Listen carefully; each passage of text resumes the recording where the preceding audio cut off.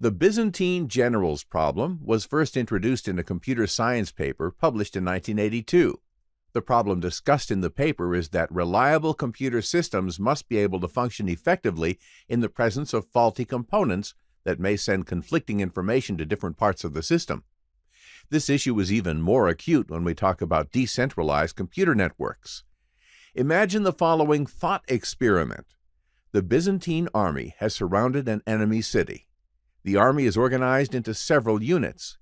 Each unit is commanded by a general, and they all need to come up with a coordinated plan of action. However, they are located away from each other, and the only means to communicate among themselves is via messages. To make things more complicated, one or more of the generals are possibly traitors.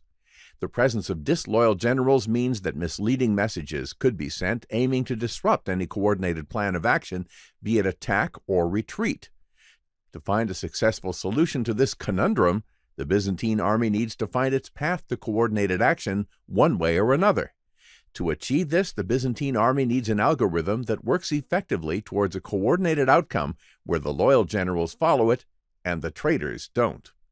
Now that you are familiar with the problem, let's see its solution.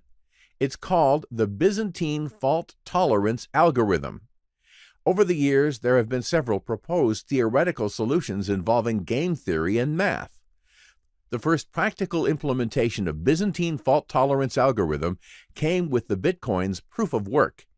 In this case, the generals are nodes on the Bitcoin network, also known as miners. A network node is a connection point that can receive, create, store, and send data across a network. In other words, nodes are the connected dots that make up a network. To simplify, think of it in the following way. In the image we traditionally use to depict a blockchain, every single computer is a separate node. They are all connected and can receive, create, store, and send data to each other. In the context of the Byzantine fault tolerance algorithm, the important concept to grasp is that these mining nodes start from the assumption that nobody else on the network can be trusted. Proof of work secures network consensus, even in the presence of non-compliant nodes. That is, even if there are some Byzantine generals who are not acting in the army's best interest, coordinated action can still be achieved. Let's see how this mechanism works in Bitcoin. As we all know, Bitcoin is a peer-to-peer network where all activities are done by its users through appropriate software and hardware. These activities include making transactions, receiving transactions, and verifying and transmitting transactions. Now, this is where we need to introduce the concept of mining, which many of you have probably heard. Mining is an activity carried out by network participants which involves proof of work and results in generating new coins as a reward for the miner who successfully did this proof of work first for each new block. Proof of work requires a hefty number of calculations done by a computer aimed at solving cryptographic hash puzzles. These are the same puzzles described earlier, enabling the network to function and to continue exchanging transaction messages with other network participants. Let's dig into the nuts and bolts of this mechanism to figure out how it works. First, let's see how miners create new blocks. Mining nodes collect and aggregate new transaction data. Upon receiving such data, each node independently verifies each and every transaction against a long list of criteria, including tracking the source of the digital money being spent, checking for double spending of the same money, checking if the total transaction volume is within the allowed range of 0 to 21 million bitcoins, as 21 is the maximum total supply of Bitcoin allowed by the system. And the list goes on. The Bitcoin software installed on the node performs a number of other checks and balances.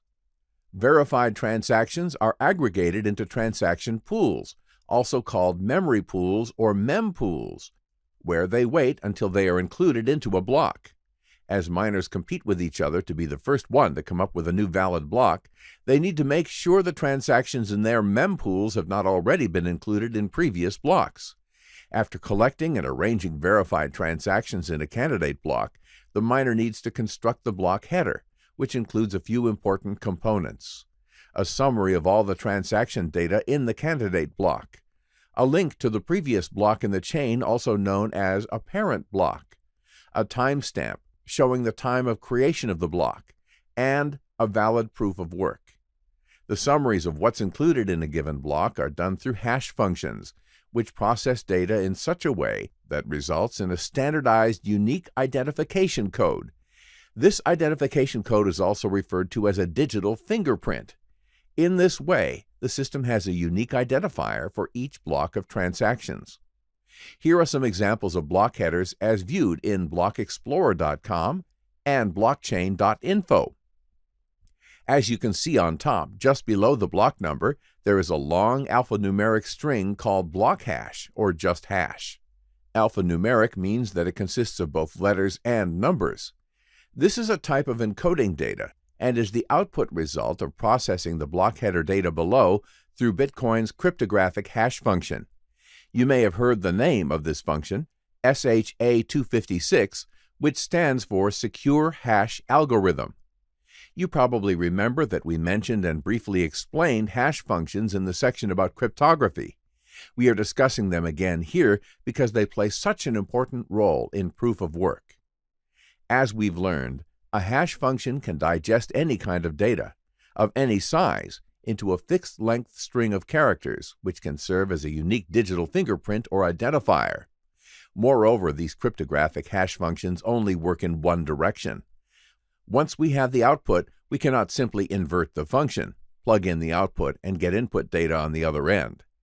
To illustrate what it means to invert a function, consider the four basic mathematical operations. Addition and subtraction are inverse functions of each other. Multiplication and division are inverse functions of each other. We can always construct equations with these functions to find any unknown variable. For example, 3 times x equals 15. X equals 15 divided by 3 equals 5. Many mathematical functions can be inverted in a similar way. However, this is not the case with cryptographic hash functions. The only feasible way an unknown random variable can be found in a cryptographic function's input data set is by trying different values for the unknown one by one, given all the known parameters, in order to find out what works. This is basically a brute force approach of trying potentially all possible combinations, and this is precisely the element of work as used in proof of work. The work comprises all the iterative computations a computer needs to do to find a solution of the cryptographic puzzle.